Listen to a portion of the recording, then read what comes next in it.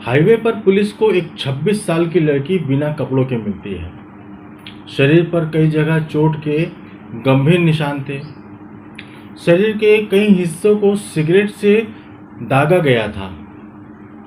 उसकी बॉडी के private part में बल्ब तक ठूंस दिया गया था। सिरिंज ठूंस दी गई थी। नाक से सिरिंज लटक रही थी। मुंह के अंदर कपड़ा ठूंस दिया गया था और मुंह को पन्नी से लपेट दिया गया था।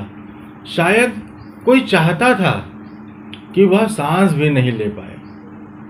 पन्नी फाड़ी गई तो देखा कि उसके चेहरे पर कोई काला पदार्थ लगाया गया था। उसके मुंह के अंदर कपड़े ठूंसकर फिर उसके ऊपर पन्नी लपेटकर उसके बाद काला टेप लगाया गया था। जिस्म पर कोई कपड़े नहीं थे। उसके अंडरगारमेंट से लड़की के पैर बांधे गए थे। लड़की को आनन फानन में अस्पताल लाया गया। गहन चिकित्सा कक्ष में उपचार होता है। लड़की को जब होश आता है तो लड़की अपनी आप बीती बताती है, जिसे सुनकर पुलिस के होश उड़ जाते हैं कि कैसे आरोपियों ने एक मासूम लड़की के साथ बर्बरता की और उसे इस हाल में पहुंचा दिया। लड़की ने उसकी इस हालत के लिए जिम्मेदार यानी कि गैंग रेप करने वाले आरोपियों के नाम पुलिस को बताती है और पुलिस उन 3 लड़कों को पकड़कर जेल में बंद कर देती है, जिनमें एक पुलिस वाला होता है, एक MBBS डॉक्टर होता है और एक और युवक होता है। जांच जैसे जैसे आगे बढ़ती है, पुलिस का माथा चकरा जाता है। यह शायद ऐसा पहला गैंगरेप का केस है जिसमें लड़की खुद कह रही है कि उसके साथ गैंगरेप हुआ है। उसके शरीर पर दिख रहे निशान, जख्म, सिगरेट से जगह जगह दागने व घसीटने के निशान चीख चीख कर कह रहे हैं कि यह गैंगरेप है। लेकिन पुलिसिया पड़ताल ने लड़की को ही कटघरे में लाकर खड़ा कर दिया। नमस्कार, स्वागत है आपका ऑनलाइन बुलेटिन में। मैं हूं आपके साथ सचिन खुदशाह और आप देख रहे हैं ऑनलाइन बुलेटिन में क्राइम स्टोरी। आज की जो सच्ची घटना मैं आपको सुनाने जा रहा हूं वो जयपुर आगरा हाईवे की है। 22 मई साल 2019 रात के 2:30 बजे के लगभग बज रहे थे। जयपुर आगरा हाईवे पर एक लड़की शनि मंदिर के नजदीक एक पोल्ट्री फार्म के पास बिना कपड़ों के पड़ी हुई थी। अब उस वक्त वहां के जो पुलिस वाले हैं, लोकेश कुमार हैं, वे पेट्रोलिंग के लिए जा रहे थे और तब उन्होंने देखा कि सड़क के किनारे एक लड़की पड़ी हुई है जिसके शरीर पर कपड़े नहीं हैं और दूर से ही उन्हें लगा कि लड़की की हालत खराब है या उसके साथ कुछ गलत हुआ है। वे थोड़ा पास जाते हैं और फौरन कंट्रोल रूम में कॉल करते हैं और एम्बुलेंस को बुलाते हैं और कहते हैं कि यहाँ हाईवे पर एक लड़की ऐसी ऐसी हालत में मिली है, हालत बहुत ज़्यादा खराब है, फटाफट आप लोग आ जाइए।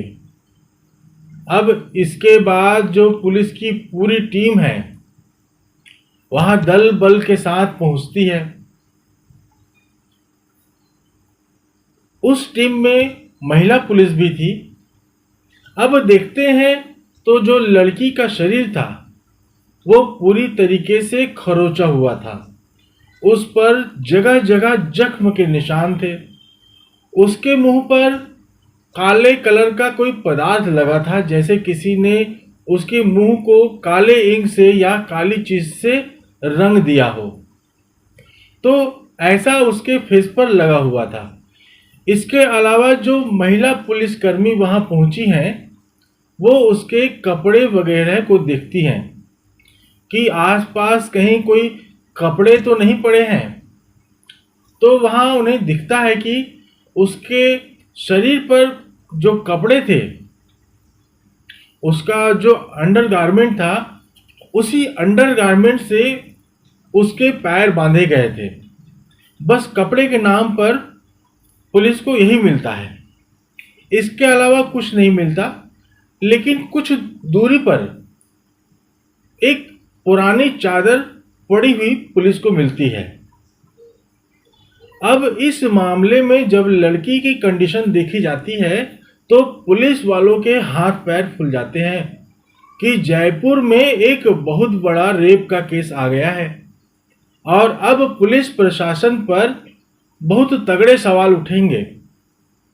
मीडिया सामने आएगी और जो प्रोटेस्ट है वह शुरू हो जाएंगे और अब उनके ऊपर बहुत ज़्यादा काम और आरोपियों को पकड़ने की जिम्मेदारी बढ़ गई है।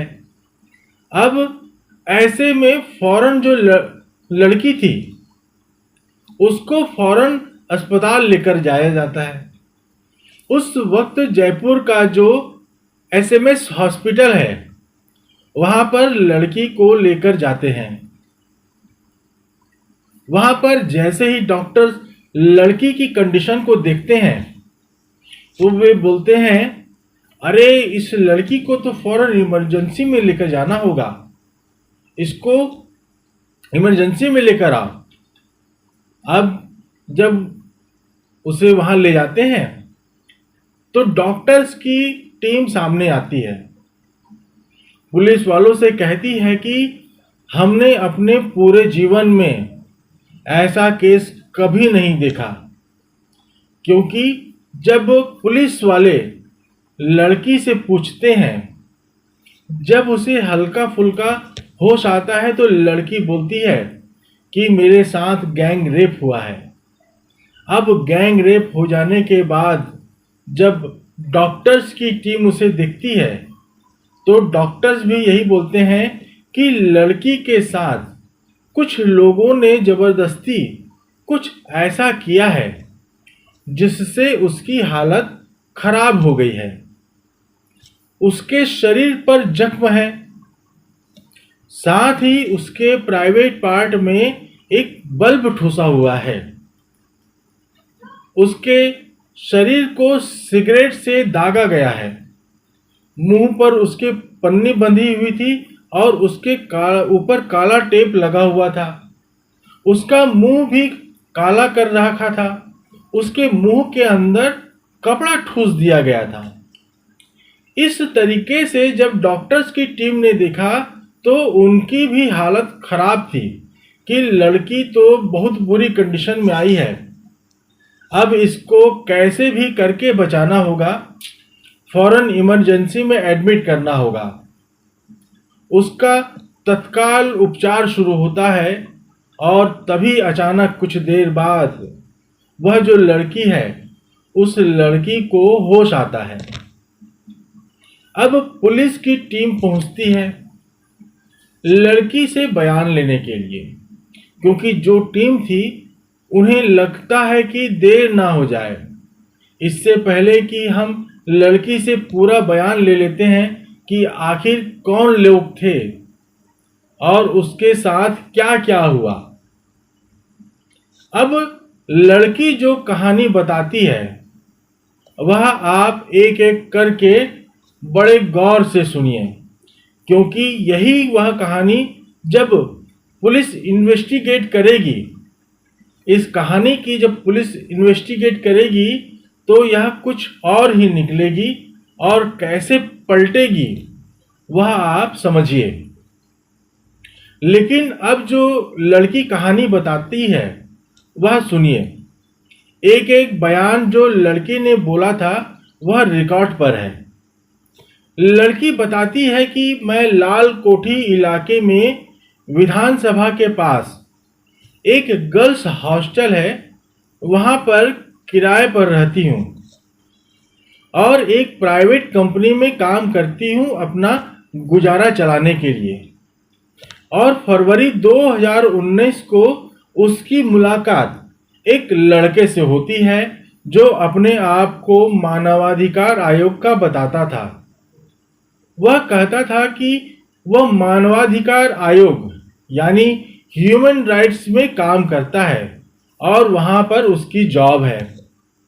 अब इसकी उस लड़के से दोस्ती हो जाती है। इसके बाद वो पुलिस को बताती है कि धीरे धीरे वो मुझे बताता है कि उसे कुछ पैसों की ज़रूरत है और ऐसा करके वो मुझसे 45,000 रुपये ले लेता है। कुछ दिन बाद मुझे पता चलता है कि वो मुझे झूठ बोल रहा है।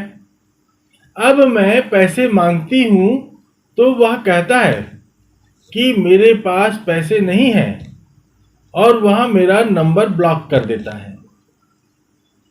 अब मुझे पैसे लेने थे, इसलिए मैं रात को करीब 9 बजे उस रोड पर गई थी, मंगल विहार इलाके में। और वहां पर मैं उसके घर पहुंचती हूं और मैं उसकी फैमिली को रिकॉर्डिंग सुनाती हूं कि देखिए, उसने मुझसे पैसे लिए थे, अब वापस नहीं कर रहा है। इस तरह की एक रिकॉर्डिंग सुनाती हूं। और अब इसके बाद अचानक मेरे पीछे, मेरे सर के पीछे वार होता है। सोचिए, एक लड़की है, वो एक लड़के के घर गई है, वहां उसकी फैमिली को रिकॉर्डिंग सुना रही है और तभी पीछे से किसी चीज से उसके सिर पर वार किया जाता है और फिर लड़की बेहोश होकर जमीन पर गिर जाती है। अब बेहोश होने के बाद लड़की आगे की कहानी बताती है। वह बताती है कि फिर अचानक से कुछ देर बीता होगा, मुझे पता नहीं कितना वक्त होता है कि मुझे होश आता है और मैं देखती हूँ कि मैं एक अकेले कमरे में हूँ। वहाँ पर कुछ लोग हैं, 2-3 लड़के हैं और मेरे शरीर पर कपड़े नहीं हैं। और तो और उनके हाथों में सिगरेट है और वो मुझे सिगरेट से जला रहे हैं, दाग रहे हैं। सोचिए कितना विभत्स है ये चीज, सोचना भी कितना विभत्स है। तो जिसके साथ हो रहा होगा उस पे कैसा लगेगा। अब उस वक्त जो लड़की है, पुलिस वाले भी सहम जाते हैं। जो फीमेल कांस्टेबल थी वो भी सहम जाती है कि एक लड़की कितना कुछ सहकर आई है और अभी कितनी हिम्मत से बयान दे रही है। लड़की आगे बताती है कि जब वो लड़के मेरे आसपास थे तो मैं डर गई थी, मैं सहम गई थी। वो लोग मुझे बुरी तरीके से मारपीट कर रहे थे। वो एक कोई नुकीली चीज जो मेरे सीने पर चुभा रहे थे, मेरे कमर पर उससे वार कर रहे थे। उस नुकीली चीज से मुझे टॉर्चर कर रहे थे और ऐसा कर रहे थे कि जैसे मैं मर जाऊं। उनको देखकर ये लग रहा था कि वो मुझे मारना चाहते हैं। और इसके बाद लड़की बताती है कि फिर वो लोग मुझे कोई इंजेक्शन देते हैं। पता नहीं किस चीज का इंजेक्शन होता है, लेकिन मैं फिर से बेहोश हो जाती हूँ, मुझे कुछ याद नहीं रहता। अब फिर लड़की बताती है कि जब तीसरी बार मुझे होश आता है तब मैं अपने आप को एक जंगल में पाती हूँ और जब जंगल में देखती हूँ तो देखती हूँ कि मेरे अंडरगारमेंट से ही मेरा जो पैर है वो बांध दिया गया है। मेरे शरीर पर कपड़े नहीं हैं। मैं कोशिश करती हूँ इधर उधर जाने की, मुझे कुछ कांटे भी लग जाते हैं। वहां पर कांटे भी थे, पेड़ और पौधों में, तो वो मुझे लग जाते हैं। और धीरे धीरे मैं कोशिश करती हूँ आगे बढ़ने की, लेकिन मैं फिर से बेहोश हो जाती हूँ और उसके बाद जब मेरी आंखें खुलती है तो मैं अस्पताल में थी। आप लोगों के सामने अब यह पूरी कहानी पुलिस को बताई जाती है। यह सुनने के बाद जितने भी इन्वेस्टिगेशन ऑफिसर थे उन सबको लगता है कि यह तो बहुत बुरा केस है, बहुत क्रिटिकल केस है। एक लड़की के साथ गैंगरेप हुआ है, कमरे के अंदर उसे ले जाया जाता है, उसके साथ घंटों तक टॉर्चर होता है और उसके बाद उसे जंगल में फेंक दिया जाता है। और जंगल की कंडीशन भी आप सोचिए, एक लड़की है जिसके शरीर को इस तरह से उसे जख्म दिए गए हैं कि वह बेचारी कुछ बोले भी तो डर जाए, लेकिन फिर भी हिम्मत करके उसने पुलिस को वह सब कुछ बताया। अब पुलिस को जांच करनी थी तो इन्वेस्टिगेशन आगे बढ़ाई जाती है। पुलिस सबसे पहले उससे पूछती है कि ठीक है, तुम जिस एरिया में गई, मंगल विहार जो तुम बता रही हो, वहां तक तुम किसी ओला से गई, अपनी कार से गई, स्कूटी से गई, किस से गई? तो वो बताती है कि मैं एक ओला से वहां तक पहुंची थी। अब पुलिस ओला जो ड्राइवर था उसका नंबर निकालती है, उसको पता लगाने की कोशिश करती है। सीसीटीवी जो वहां आसपास फुटेज सीसीटीवी लगे हुए थे उन्हें देखती है, उन्हें खंगालती है, लेकिन उससे पहले जो ओला ड्राइवर है वो पुलिस को बताता है कि हाँ, मैंने मैडम को मंगल विहार तक छोड़ा था। इसके बाद अब पुलिस को इन्वेस्टिगेशन तो करनी थी, तो उससे पहले दो तीन रोज पहले लड़की क्या कर रही थी, कहाँ जा रही थी, इसका भी पुलिस पता लगाती है और उन्हें एक और कैब ड्राइवर का पता लगता है। तो जब उससे पुलिस बातचीत करती है तो पुलिस को पता लगता है कि 2 दिन पहले इसी लड़कियों को 3 साथियों के साथ, 3 लड़कों के साथ उसी जगह पर उस ड्राइवर ने छोड़ा था। अब पुलिस को पता लगता है कि जिन लड़कों के बारे में जो लड़की बात कर रही है, बता रही है कि उसने उसके साथ ऐसा किया, उससे उनकी जान पहचान तो है। मतलब वो जो 3 लड़के हैं और जो लड़की है, ये तीनों मतलब चारों एक दूसरे को जानते हैं। पुलिस को इसकी बात पर अब यकीन होने लगता है, क्योंकि जान पहचान थी और पैसे मांगने वह घर पर भी गई थी। तो हो ना हो उन्हीं लड़कों ने उसके साथ ऐसा किया होगा, जिसमें से एक पुलिस कांस्टेबल भी है। अब पुलिस को जब कांस्टेबल के बारे में पता लगता है कि एक कांस्टेबल भी इस घटना में शामिल है, तो फौरन लड़की से पूछताछ की जाती है और उनके हुलिये निकाले जाते हैं, हर एक चीज निकाली जाती है। और तीनों लड़कों को, जो तीनों शख्स थे इस पूरे केस में इन्वॉल्व थे, जिन्होंने ऐसी क्रूरता की थी, लड़की के मुताबिक उन्हें पुलिस डिटेन करती है, उनसे पूछताछ करती है और तो और धाराएं भी लगाती है। धारा 376D गैंगरेप जो आईपीसी की धारा थी, और अननेचुरल सेक्स 377, और इसके अलावा हत्या का प्रयास धारा 307 भी लगाई जाती है। और ऐसे ही अन्य तमाम धाराएं जो पुलिस लगाती है, वो सब लगाकर उन लोगों के खिलाफ पुलिस केस रजिस्टर कर लेती है।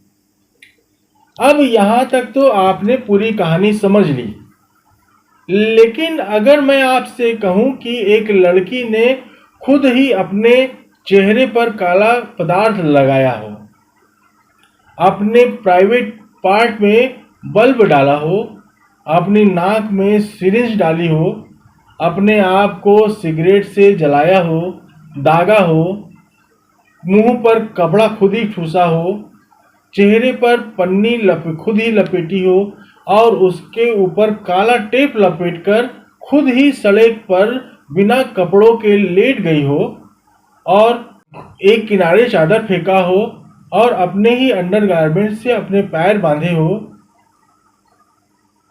तो क्या आप यकीन करेंगे? शायद किसी को भी यकीन नहीं होगा, क्योंकि जब यह पूरा केस इन्वेस्टिगेट होकर सामने आता है तो पुलिस की भी हवाइयां उड़ जाती हैं और तीनों लोगों को जेल में डालने के बाद पुलिस को लगता है कि वह किसी लंबे केस में फंसने वाले थे, एक बहुत बड़ी गलती करने वाले थे। अब आप समझिए, इस पूरी केस में आपको जानना जरूरी है कि आखिर लड़की के साथ रेप हुआ था या नहीं हुआ। रेप किया तो क्या उन 3 लड़कों ने ही किया? साथ ही साथ उस पुलिस कांस्टेबल की क्या भूमिका थी?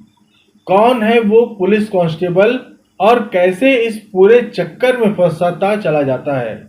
और तो और सबसे इंपॉर्टेंट है सीसीटीवी फुटेज। आखिर पुलिस ने सीसीटीवी फुटेज में ऐसा क्या देख लिया जिसके बाद पुलिस को उस लड़की पर ही आरोप लगाने पड़ गए? जब हॉस्पिटल बेड पर लेटे लेटे यह लड़की राजस्थान पुलिस को एकाएक बारीक सी बारीक डिटेल बता रही थी, कब उसके साथ गैंगरेप हुआ, कब वो कहां पर थी। अब जब पुलिस वाले जब बातचीत करते हैं, हर एक चीज को डायरी पर नोट किया जाता है, रिकॉर्ड पर लिया जाता है और जब जांच की जाती है, अब मैं आपको यह बताता हूं कि पुलिस इन्वेस्टिगेशन किस तरीके से करती है। अब आपने पुलिस ने किसी से बातचीत किया, अब बारी थी उस टेक्निकल एविडेंस के जरिए, क्योंकि लड़की के शरीर पर जिस तरीके के चोट के निशान दिख रहे थे, उसके प्राइवेट पार्ट पर बल्ब डाला गया था, प्लास्टिक की पन्नी उसके चेहरे पर लपेटी गई थी, मुंह पर कपड़ा ठूसा गया था, काला रंग से पोता गया था। लड़की की बातों में आकर पुलिस को लगा कि लड़की बिल्कुल सच बोल रही है और जिस जिस लोगों का नाम लिया, पुलिस ने उनको उठा लिया और पुलिस को अभी साबित करना था कि वे लड़के, उन्हीं लड़कों ने उस लड़की के साथ गैंग रेप जैसी घिनौनी वारदात में शामिल थे। पुलिस को यह साबित करना था, क्योंकि पुलिस को लगा कि वो लड़की सच बोल रही है। किसी के दिमाग में नहीं था कि वो लड़की है, वो जो लड़की है उसके शैतानी दिमाग के पीछे क्या प्लानिंग है। अब होता क्या है कि 21 मई 2019 को इस लड़की के साथ कथित तौर पर गैंग रेप जैसी घिनौनी वारदात होती है। एक नेशनल हाईवे किनारे के में बेहोशी की हालत में मिलती है, अस्पताल लाई जाती है। लड़की कुछ लोगों का नाम बताती है और 23 मई 2019 को लगभग 36 घंटे के अंदर उसने जिन जिन लड़कों का नाम बोला, उनमें एक पुलिस कांस्टेबल भी था, उसे हिरासत में लिया जाता है इस बिना पर, क्योंकि लड़की ने बोला है कि तुमने मेरे साथ गैंगरेप जैसी घिनौनी वारदात को अंजाम दिया है। अब क्योंकि पुलिस अपना इधर काम कर रही है, पुलिस ने सारी चीजें पता कर ली थी। लड़की अब धीरे धीरे हॉस्पिटल से रिकवर हो रही थी। इधर पुलिस अपनी जांच कर रही थी, पुलिस आरोपियों तक पहुंच चुकी थी, लेकिन पुलिस जब कोर्ट में जाएगी तो उसे यह गैंग रेप को साबित करना पड़ेगा। पुलिस कोर्ट में यह नहीं कह सकती कि इस लड़की ने कहा कि इस लड़के ने इसका रेप किया है। पुलिस को यह साबित भी करना पड़ेगा कि ये जो लड़के हैं जिनका नाम लिया गया है, यह उस वक्त उस इलाके में उस जगह पर उस घटना स्थल पर मौजूद थे। अब जब सबूत इकट्ठा करने की बारी आती है, पुलिस सबूत इकट्ठा कर रही होती है, तो पुलिस ने उस लड़की से पूछा उस रोज 21 मई 2019 की उस रात इलाके तक तुम कैसे पहुंची? तो उसने कहा कि मैंने एक राइडर बुक किया था। जो बाइक पर लोग बैठकर जाते हैं, और एक राइडर बुक किया। उस राइडर ने मुझे उस जगह पर पहुंचाया। उस लड़की के फोन से सारी डिटेल निकाली जाती है और राइडर से पूछा जाता है। राइडर कहता है कि हाँ सर, मैंने उस लड़की को छोड़ा था, लेकिन उस रात कुछ दिक्कत थी। ये लड़की मुझे बार बार ये कह रही थी कि आप मुझे गलत जगह ले आए हो, आप दूसरी जगह लेके चलो, और मैं ऐसा करता हूं। उसने उस राइडर को काफी ज्यादा घुमाया। रात 9:50 पर लड़की एक सुनसान इलाके में गाड़ी खड़ा करवा देती है और कहती है कि आप मुझे इधर ही छोड़ दो, मैं अब यहां से चली जाऊंगी। तो पुलिस को राइडर की बात थोड़ी सी अटपटी लगती है। पुलिस को लगता है कि लड़की तो कह रही है कि वो लड़के के घर पर गई थी। अब यहां पर राइडर कह रहा है कि लड़की बार बार कह रही है कि आप मुझे गलत जगह ले आए हो, मुझे किसी सुनसान जगह पर उसने छोड़ने को कहा है।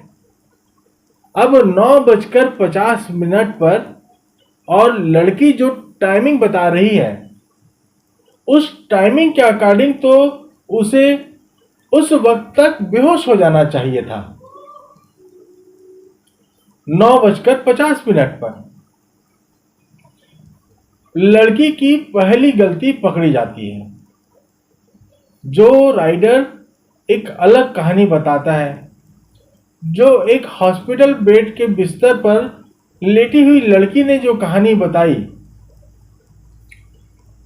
इसके बाद अब बारी थी ओला ड्राइवर की। ओला ड्राइवर की कहानी तब पता लगती है कि देखिए, 21 मई 2019 की बात थी। एक हफ्ता हम थोड़ा सा पीछे चलते हैं। 13-14 मई 2019 को यहां पर रात के 1:30 बजे यह क्या करती है, लड़की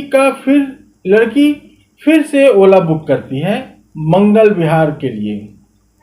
मंगल विहार वाला जो इलाका है, उसके घर के आसपास जितने भी घर थे, वहां पर वो रेकी करने पहुंचती है। रात के 1:30 बजे 4 से 5 दिन बाद 19 मई को यह अपने कुछ साथियों के साथ गाड़ी पर बैठकर पुलिस कांस्टेबल के पास पहुंचती है और पुलिस कांस्टेबल से कहती है कि मुझे मेरे पैसे वापस करो, और धमकाते हुए उसके साथ जो 2-3 लड़के गए थे, वो भी बकायदा पुलिस कांस्टेबल को धमकाते हैं कि पैसे वापस करो। इसके बाद मामला शांत हो जाता है। पुलिस जो ये सारी चीजें खंगाल रही थी, एक ऐप के जरिए उसने जितनी बार भी गाड़ियां बुक की थी, उन सारे ड्राइवर से पूछताछ हो रही थी। अब ओला ड्राइवर, जो ओबर ड्राइवर होते हैं, वो सब खड़े होकर देख रहे थे कि एक लड़की किसी को धमका रही है, किसी पुलिस कांस्टेबल को धमका रही है तो उनके दिमाग में सारी चीजें बैठ जाती है। कोई आम शख्स होता तो ध्यान भी नहीं देता, लेकिन पुलिस कांस्टेबल को धमकाना, वो भी तीन तीन लड़के जा रहे हैं एक लड़की के साथ, तो इसलिए ड्राइवर को हर एक बात अच्छी तरीके से याद थी। अब जो कहानी थी उसमें पुलिस को पहले लग रहा था कि जो लड़की है बड़ी मासूम है, इसके साथ बड़ी बर्बरता हुई है, लेकिन जब पुलिस जांच पड़ताल कर रही थी तो पता लगता है कि ये जो लड़की है यह बहुत शातिर है, बहुत ज़्यादा चालाक है, क्योंकि इसकी हरकतें हैं, जो इसकी हरकतें हैं वो कहीं से भी अच्छी लड़की वाली हरकतें तो बिल्कुल भी नहीं हैं। लेकिन फिर भी लड़की के साथ बहुत ज़्यादा गैंग रेप जैसी जो टॉर्चर की बात कही थी, तो पुलिस वाले इस मामले को और भी गहनता से जांच कर रही थी। फिर पता लगता है कि जब पुलिस ने ओला ड्राइवर, जो बाइक राइडर थे, ये सारी चीजें खंगाली, और जब पुलिस ने सोचा कि ठीक है हमारे पास इसकी डिटेल तो आ गई है, अब बारी है फोन कॉल डिटेल निकालने की। अब ध्यान से सुनिए होता क्या है। 21 मई 2019 को 9 बजे यह लड़की अपने गर्ल्स हॉस्टल से निकलती है, क्योंकि जैसा इसने बयान दिया था कि वह जाती है पुलिस कांस्टेबल के घर, यह दिखाने के लिए कि देखिए कि आपके बेटे ने मुझसे पैसे लिए हैं, अब उसने मेरा फ़ोन नंबर भी ब्लॉक कर दिया है, अब मुझसे वो फ़ोन नहीं बात कर रहा है और मेरे पैसे भी वह वापस नहीं कर रहा है। लेकिन होना यह चाहिए था यहाँ पर, क्योंकि उसने यह कहा था कि पुलिस कांस्टेबल के घर जाकर उसने अपना फ़ोन दिखाया है, रिकॉर्डिंग सुनाई है। लेकिन पुलिस को पता लगता है कि लड़की का जो फ़ोन है उसका लोकेशन तो उस रोज गर्ल्स हॉस्टल में ही दिखा रहा है, मतलब लड़की का फ़ोन तो गया ही नहीं लड़की के साथ, यानी कि लड़की के पास कोई दूसरा फ़ोन भी रहा होगा। तो पुलिस जब लड़की से पूछताछ करती है, उससे दूसरे मोबाइल के बारे में पूछा जाता है, तो लड़की कहती है कि नहीं, मेरे पास तो एक ही फ़ोन है। अब यहाँ पर जो 26 साल की लड़की होती है, धीरे धीरे थोड़ा सा मामला पलटना शुरू होता है। अब होता क्या है कि अब बारी थी, लड़की ने जो 3 से 4 लोगों के नाम लिए थे, पुलिस अब सोचती है कि ठीक है, चलो लड़की का फ़ोन नहीं मिल रहा, लड़की के पास कुछ और चीज़ें होंगी जो उसने रिकॉर्डिंग दिखाई होगी, लेकिन जिन आरोपियों के नाम हैं जरा उनके बारे में भी पता लगाया जाए। क्या ये जो आरोपी हैं, क्या उस लड़की या लड़की ने जो जगह बताई है उसके आसपास ये तीनों मौजूद थे कि नहीं थे? कुछ लड़के बाहर खाना खाने के लिए गए हुए थे, इसकी बाकायदा सीसीटीवी फुटेज भी मिली। पुलिस को उनका लोकेशन भी वहीं पर दिखाई दे रहा था। बाकायदा जो पुलिस कांस्टेबल, उसकी तो ड्यूटी भी लगी हुई थी, उससे भी कुछ सारी चीज़ें पता नहीं थी। जो तीसरा शख्स था उसकी भी लोकेशन काफ़ी दूर, घटना स्थल से काफ़ी दूर उसका लोकेशन पता चलती है। अब ये जो टेक्निकल एविडेंस है वह सीधे तौर पर इशारा कर रही है कि लड़की शायद झूठ बोल रही है या कुछ छिपा रही है। लेकिन राजस्थान पुलिस को लगा कि नहीं, ऐसा नहीं हो सकता कि लड़की की प्राइवेट पार्ट में बल्ब चले जाए, उसके शरीर पर अलग अलग चोट के निशान, कांटे लगे हुए हैं, उसके हाथ पैर बंधे हुए हैं, सिगरेट से दागा गया है, नुकीली चीज से चुभोया गया है। लड़की झूठ नहीं बोल सकती।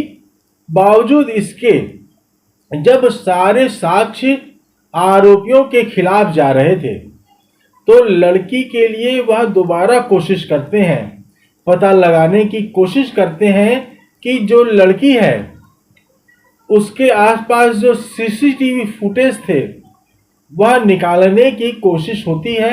क्या पता लगता है सीसीटीवी फुटेज में। हम आपको सीसीटीवी फुटेज तो नहीं दिखा सकते, लेकिन लड़की उस लड़के के घर के आसपास घूमती हुई सीसीटीवी फुटेज में साफ तौर पर नजर आती है। साफ तौर पर पता चलता है कि लड़की ने अपने मुंह पर पॉलीथीन डाला हुआ है। एक सफेद टॉवेल लेकर वह घूम रही है। इस तरीके से घूम रही है शायद वो किसी का इंतजार कर रही है। इसके बाद ये लड़की खुद ही एक सुनसान सड़क पर जाती है, अपने पूरे कपड़े फाड़ती है, कपड़ों को अलग करती है, अपने ही अंडरगारमेंट से खुद के पैर बांधती है, कांटों पर लोटती है, घिसटती है, सड़क पर अपने आप को घिसटती है। यह जानबूझकर दिखाने की कोशिश करती है कि उसके साथ गैंग रेप जैसी घिनौनी वारदात को अंजाम दिया गया है। इतने पर भी उसका मन नहीं भरता। उसे लगता है कि पुलिस उसे फिर भी पकड़ लेगी, तो वो जानबूझकर अपने मुंह पर एक सफेद कपड़ा ठूंस लेती है, मुंह पर काला टेप लगाती है, पॉलीथीन से अपना मुंह बांधती है, उसके ऊपर काला टेप लपेटती है और बेहोशी का नाटक करती है, सिर्फ और सिर्फ इसलिए क्योंकि पुलिस कांस्टेबल ने उसे एक डेटिंग ऐप पर मना कर दिया था। जब पुलिस कांस्टेबल से गहन तरीके से पूछताछ की जाती है तो वह पुलिस कांस्टेबल कहता है कि जनाब, इससे पहले भी ये लड़की मेरे ऊपर रेप जैसी घिनौनी वारदात का केस कर चुकी है। उस पर भी पुलिस को कोई हाथ नहीं लगा था। अब ये जो सारी जांच पड़ताल चल रही थी वो बाहर चल रही थी। लड़की हॉस्पिटल बेड पर थी। जब डॉक्टर पूछते हैं कि बताइए कि लड़की को जो चोट थे क्या वो जानलेवा थे, तो डॉक्टर कहते हैं कि देखिए, ये कहीं से भी जानलेवा नहीं थे। अब डॉक्टर यह साबित कर रहे थे कि जो चोट थे, जो कांटे लगे हुए थे, जो लड़की के शरीर पर जो जख्म थे, वो देखने से ऐसा लग रहा था कि शायद किसी ने जानबूझकर ऐसा किया है और यह इतना भी दर्दनाक नहीं था। अब पहली बार पुलिस का दिमाग ठनकता है, क्योंकि 26 साल की लड़की ने 3 से 4 लड़कों की जिंदगी बर्बाद करने का पूरा खाका तैयार कर लिया था। उसने साबित करने की कोशिश की थी कि कैसे पुलिस कांस्टेबल, एक एमबीबीएस डॉक्टर और एक अन्य युवक ने उसके साथ गैंगरेप जैसी घिनौनी वारदात को अंजाम दिया था। लेकिन कटघरे में जब वह खुद खड़ी होती है तो पूरा मामला घूम जाता है। पुलिस ने जिस तरीके से इस मामले में इन्वेस्टिगेशन किया और कैसे एक दिमाग घुमा देने वाली इन्वेस्टिगेशन को पुलिस इतनी आसानी से सुलझाया, आपको सुनने और समझने की जरूरत है, क्योंकि आज हम इस पर बताएंगे कि पहले तमाम तरीके से सवाल उठे कि पुलिस ने अपने कांस्टेबल को बचाने के लिए एक मनगढ़ंत, एक झूठी कहानी तैयार कर लेकर के आ गई है। लेकिन जब कोर्ट में सबूत और साक्ष्य पेश किए गए तब जज साहब को भी कहना पड़ा कि यह जो लड़की है, ये लड़की बहुत शातिर है, क्योंकि इस लड़की ने अपने प्राइवेट पार्ट में बल्ब डाल लिया, नाक मुंह में सिरिंज ठूंस लिया, मुंह में कपड़ा ठूंस लिया, चेहरे पर काला स्याही लगा लिया और ऊपर पन्नी लगा करके काला टेप लगा लिया और बेहोश होने का नाटक करती रही। इस लड़की के साथ उस हाईवे में उस रात किसने गैंगरेप किया? क्या है अंदर की कहानी, चलिए जानते हैं। यहां पर आपको एक छोटी सी चीज सोचिए कि अगर कोई लड़की किसी लड़के से कह देती है कि तुमने मेरा रेप किया था या रेप किया, पुलिस के सामने जाकर एफआईआर दर्ज करा देती है, किसी से कह देती है, तो लड़के की पूरी जिंदगी बर्बाद हो जाती है। इस केस में ऐसी चीजें सामने आई कि लड़की ने यह पूरा प्री प्लान किया था। उसने खुद ही अपने प्राइवेट पार्ट में बल्ब डाला था, उसने खुद ही पॉलीथीन लपेटी, अपना मुंह खुद से काला किया, अपने शरीर को खुद से सिगरेट से दागा। जब कोई लड़की इस हद तक जा रही है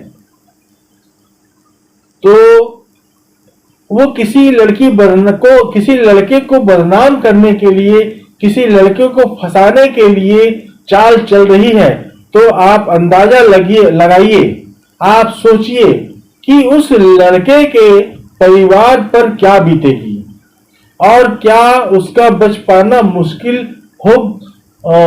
नहीं लगेगा। अब बात करते हैं इस पूरे केस की सिलसिलेवार तरीके से।